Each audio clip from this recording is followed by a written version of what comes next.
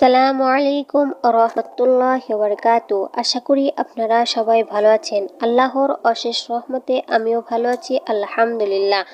আমি আজকে আপনাদের সামনে যে স্বপ্নের ব্যাখ্যাটি নিয়ে এসেছি সেটি হচ্ছে স্বপ্নে ঘাস দেখলে তার ব্যাখ্যাটা কী হবে। প্রিয় বন্ধুরা, আশা করি আপনারা সবাই শেষ পর্যন্ত শুনে যাবেন, দেখে যাবেন।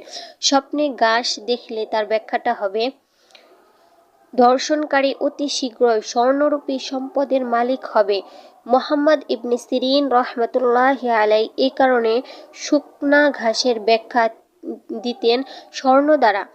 বর্ণিত আছে, এক ব্যক্তি এক উট জবাই বোঝায় শুকনা ঘাস মুহাম্মদ ইবনে সিরিনের নিকট হাদিয়া স্বরূপ পাঠিয়ে দেয়।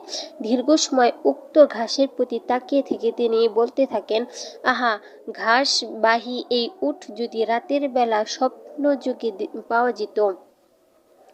আশা করি আপনারা সবাই ব্যাখ্যাটি বুঝতে পারছেন। যদি বুঝতে না পারেন তাহলে ভিডিওটি পুনরায় দেখবেন।